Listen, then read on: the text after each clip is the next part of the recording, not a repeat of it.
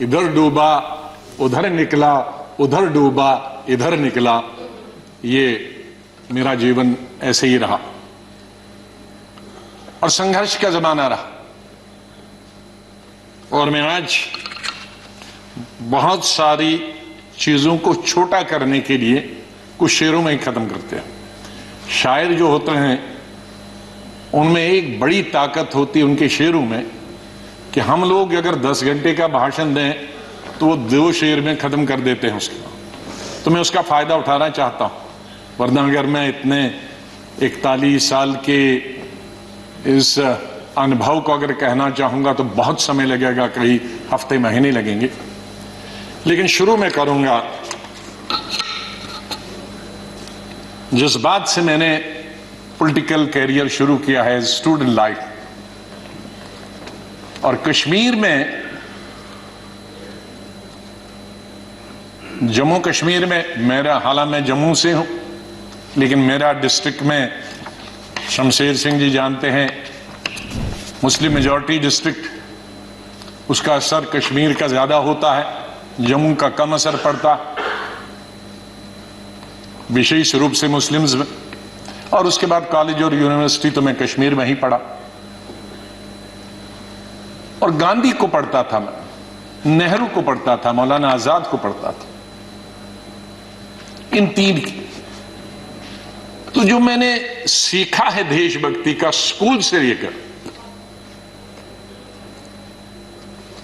और वो देशभक्ति आज उन नौजवानों की नजर में जो सियाचिन में है, जो जम्मू कश्मीर में कई दशकों से है, ठंड में है, बर्फ में है, उनके नाम से शुरू करता हूं मैं। खून की मांग है इस देश की रक्षा के लिए, खून की मांग है इस देश की रक्षा के लिए, मेरे नजदीक ये कुर्बानी बहुत छोटी है, दे दो।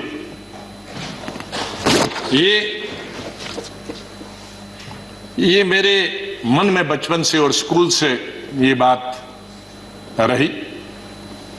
और जब मैं कश्मीर के सबसे बड़े college, SP college, Shri Pratap college में पढ़ता था,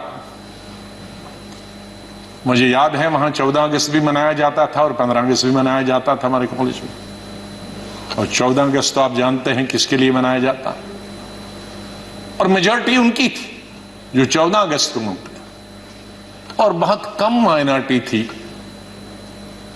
दर्जन के अंदर, जिसमें मैं भी था और मेरे दोस्त थे जो 15 अगस्त में स्टाफ के और प्रिंसिपल के साथ रहते थे। और उसके बाद हम 1 हफ्ता कॉलेज नहीं जाते थे क्योंकि पिटाई होती।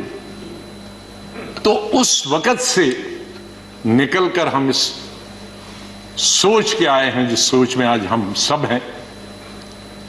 और मुझे खुशी है इस बात की कि इस सोच को बहुत सारे लोगों ने, और मैं बधाई देता हूं दूसरी पार्टीज को भी, वहां नेशनल कॉन्फ्रेंस हो, पीडीपी हो, बीजेपी तो शुरू से ही कौमी धारा की पॉलिटिक्स में थी, वो भी आहिस्ता आहिस्ता बड़े पैमाने पे आए और कश्मीर आगे बढ़ा। मेरी हमेशा ये सोच रही कि हम बड़े खुशकिस्मत हैं, जन्नत हिंदुस्तान ही। मैं तो आजादी के बाद पैदा हुआ, लेकिन आज गूगल के जरिए मैं पढ़ता हूं, देखता हूं, सुनता हूं, यूट्यूब के जरिए पढ़ता हूं। मैं उन खुशकिस्मत लोगों में हूं जो पाकिस्तान कभी नहीं गया, लेकिन जब मैं पढ़ता हूं कि वहां किस तरह के हालात हैं पाकिस्तान के अंदर, तो मुझे गौरव महसूस होता है, मुझे फख्र महसूस होता है कि हम हिंदुस्तानी मुसलमान हैं। और बल्कि अगर मैं आज कहूंगा विश्व में किसी मुसलमान को अगर गौरव होना चाहिए, वो हिंदुस्तान के मुसलमान को गौरव होना चाहिए। हमने इन पिछले 30-35 सालों से अफगानिस्तान से लेकर ईरान, इराक से लेकर और कुछ सालों पहले से देखे कि किस तरह से मुस्लिम देश खत्म हो जा रहे हैं एक दूसरे के अंदर और एक दूसरे से लड़ाई करते हुए। वहां हिंदू तो नहीं है, वहां कोई क्रिश्चियन तो नहीं है, वहां दूसरा तो नहीं है जो लड़ाई कर रहा है, आपस में लड़ाई कर रहे हैं। और जो कल्चर है, हमदर्द तो लोग पाकिस्तान के बहुत है, सुनने में आया है, मैं कभी गया नहीं, लेकिन जो समाज में बुराइयां हैं, दूसरे मुल्क के बारे में नहीं कहना चाहिए, लेकिन हम गौरव से ये कह सकते हैं कि हमारे मुसलमानों में वो बुराइयां खुदा न करे कि कभी भी लाए, तो आज हम गौरव से ये कह सकते हैं। लेकिन यहां मेजॉरिटी कम्युनिटी को भी 2 कदम आगे बढ़ने की जरूरत है, तभी मेजॉरिटी कम्युनिटी 10 कदम आगे बढ़ी। मेरी हमेशा यह सोच रहेगी, पता नहीं शमशेर सिंह जी ने मेरी कश्मीर की चीफ मिनिस्टर बनने के बाद पहली पब्लिक मीटिंग के बारे में कभी सुना है कि नहीं। मैं जब सीएम बना तो पहली पब्लिक मीटिंग सीएम के तौर पे, आपको आश्चर्य होगा कहां ली होगी, वो मैंने सोपुर में ली, जहां के सोपुर में कोई कई दशकों से पब्लिक मीटिंग कोई कर नहीं सकता, आज भी नहीं कर सकता। शहर में तो नहीं की, लेकिन उसी कॉन्स्टिट्यूंसी में की कि मेरी सरकार जम्मू कश्मीर के लोगों की सरकार होगी, और अगर मेरी सरकार का कोई मंत्री धर्म की बुनियाद पर, मजहब की बुनियाद पर और पार्टी की बुनियाद पर इंसाफ करेगा तो मुझे शर्म आएगी कि ऐसा मंत्री या ऐसा अफसर मेरे साथ काम कर रहा। तो मैं उसी सोच का हूं कि जहां भी जाएं मुझे प्यार मिला लोगों का, बहुत प्यार मिला। आनंद शर्मा जी ने जैसे बताया, शरद जी ने जैसे बताया कि उनको तो बहुत अरसे से जानता, मुझे सौभाग्य मिला और उसके लिए मैं बधाई देना चाहता हूं और धन्यवाद करता हूं। आज वो जिंदा नहीं, इंदिरा गांधी जी का, संजय गांधी जी का, जिनकी वजह से मैं यहां पहुंचा और फिर काम करने का अवसर मुझे तकरीबन 5 अध्यक्षों के साथ मिला और 4 या 5 प्राइम मिनिस्टरों के साथ मंत्रिमंडल में काम करने का मिला। लेकिन अवसर ये मिला कि मैं हिंदुस्तान के सभी 35-36 यूटीज और स्टेटों का इंचार्ज करने का अवसर मिला। तो आज मेरे दोस्त, भाई, बहनें, मैं ये कह सकता हूं कि अंडमान से लेकर और लक्षद्वीप तक और कश्मीर से लेकर कन्याकुमारी तक, सिक्किम से लेकर गुजरात तक, ये बहुत एक चीज कमाई, बहुत कुछ सीखा मैंने इस पार्लियामेंट।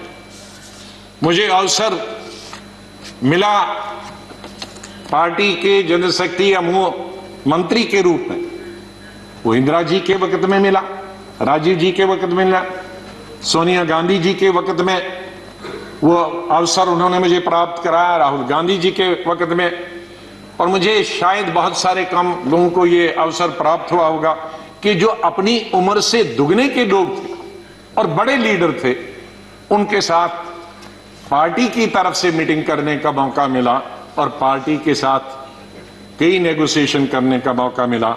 उनमें ज्योति बासु जी थी, करुणानिधि जी थे, जयललिता जी के साथ मैंने अलायंस किया, करुणाकरण जी थे, चंद्रशेखर जी थे, देवीलाल जी थे, मुलायम सिंह यादव जी थे, प्रकाश सिंह बादल जी से अलायंस तो नहीं किया, लेकिन कई चीजें, जब मैं मिनिस्टर ऑफ स्टेट होम था तब कई मीटिंगें हुई। मैं जब देखता था implementation of Punjab accord, Assam accord, ये देखता था। IK गुजराल साहब से, शुरू सोरेन जी से, साहब तंगल जी से, मुपनार जी से, फारूक साहब से, मुफ्ती साहब से, ये सब लोगों के साथ कई दफा, और यही वजह है कि यहां भी उसी तरह से मैंने चलाया। 3 प्राइम मिनिस्टरों के साथ मैं पार्लियामेंट्री अफेयर्स मिनिस्टर रहा। मैं उस बात को भूल नहीं सकता कि इंदिरा जी फोतेदार जी और हमें बताती थी,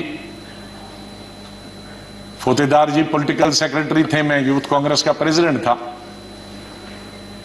कहा जरा अटल जी से भी संपर्क में रहा करो। बीजेपी ने, उन्होंने कहा अटल जी से संपर्क में रहा करो।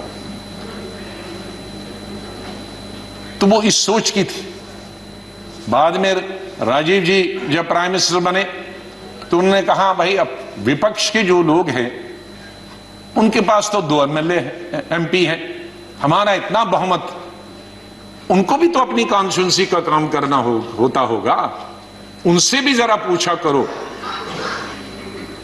जब पार्लियामेंट्री अफेयर्स में मिनिस्टर बना मैं उनके वक्त में राजीव गांधी के, तो फिर एक दफा फिर याद दिलाया कि आप बहुत सारे काम अपनी पार्टी के कराते हो, विपक्ष के भी कुछ करते हो। मैंने कहा मैं बिल्कुल उनके भी पूछता हूं जो जो बताते हैं। 5 साल 91 से 96 तक मैं पार्लियामेंट्री अफेयर्स मिनिस्टर रहा और भी पोर्टफोलियोज थे मेरे पास।